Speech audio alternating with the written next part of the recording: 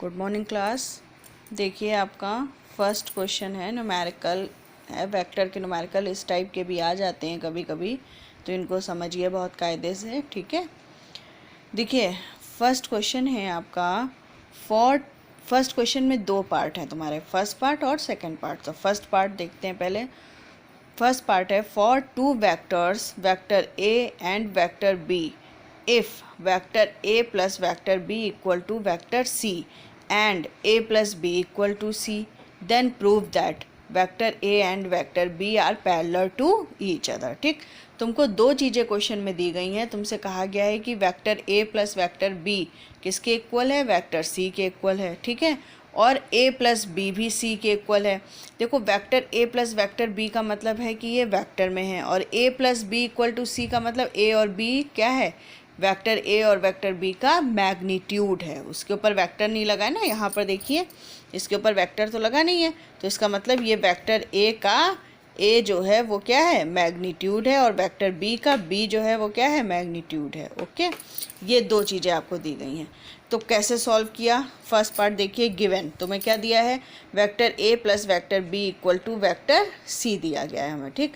उसके बाद हमने सेल्फ प्रोडक्ट कर दिया, मतलब उसी का उसी से प्रोडक्ट, ठीक। वेक्टर ए प्लस बी का वेक्टर ए प्लस बी से ही कर दिया, और वेक्टर सी का वेक्टर सी से ही कर दिया, दोनों साइड सेल्फ प्रोडक्ट कर दिया, ठीक। तो यहाँ पर लिख सकते हो self product on both side, ठीक। उसके बाद ए का ए से किया तो vector A dot A, vector A dot B plus B dot A plus B dot B, scalar product किया है हमने, ठीक है। और सी डॉट सी हो गया, ठीक। अब हमने कहा था जब किसी वेक्टर का उसी वेक्टर से मल्टीप्लाई करते हैं तो स्केलर प्रोडक्ट की प्रॉपर्टी में हमने बताया था कि उनके बीच का एंगल क्या होता है, जीरो। अगर वेक्टर ए का वेक्टर ए से ही मल्टीप्लाई करते हैं तो बीच का एंगल क्या हो गया, ज़ीरो हो गया, ठीक।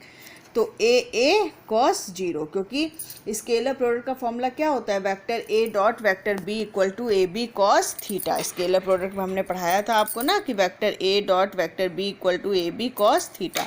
तो इसी तरह vector A dot vector A equal to A cos zero plus A dot B, और बी डॉट ए को भी हम ए डॉट बी लिख सकते हैं, कम्यूटेटिव प्रॉपर्टी थी स्केलर प्रोडक्ट की, ठीक।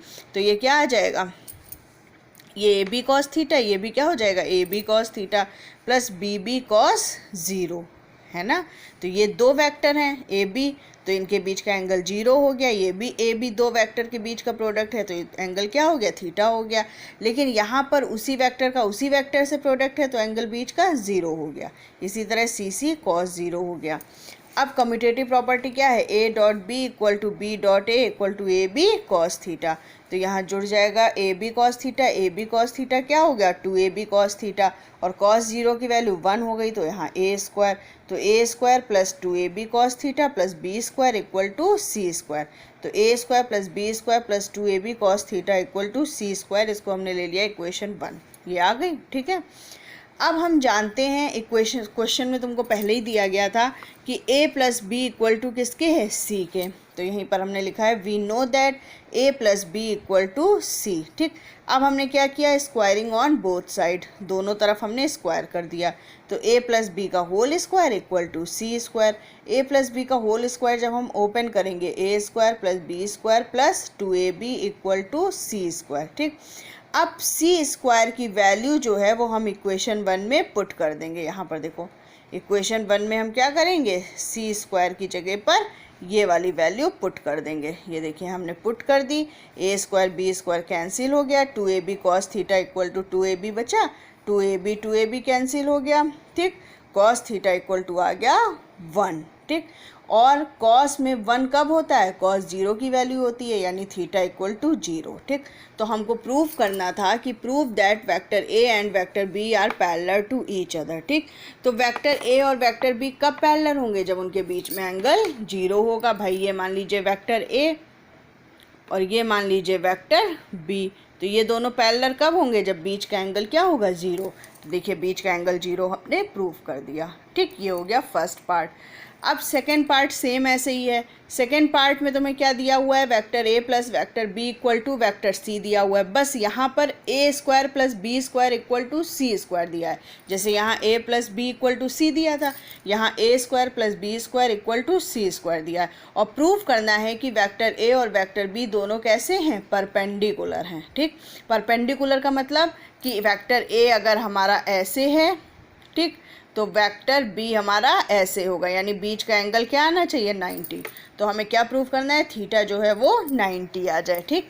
कैसे प्रूव किया, सेम ऐसे ही किया हमने, vector A plus B vector C के इक्वल है, सेल्फ प्रोडक्ट कर दिया दोनों साइड, ठीक। सेल्फ प्रोडक्ट करके तुम्हारा ये इक्वेशन आ जाएगी, ठीक है। इसको इक्वेशन 1 ले लिया। फिर we know that A square plus B square equal to C square, ठीक। अब यहाँ पर इक्वेशन 1 में देखो, A square plus B square की जगह पर हम क्या लिख सकते हैं, सी स्क्वायर लिख सकते हैं। तो सी स्क्वायर लिख दिया from equation 1, C square plus 2ab cos theta equal to C square cancel, तो 2ab cos theta equal to क्या आ गया, 0 आ गया। और कॉस थीटा में 0 कब होता है, 90 पे होता है, यानी बीच का एंगल आ गया 90। प्रूफ हो गया, ओके। कोई डाउट हो तो पूछिएगा।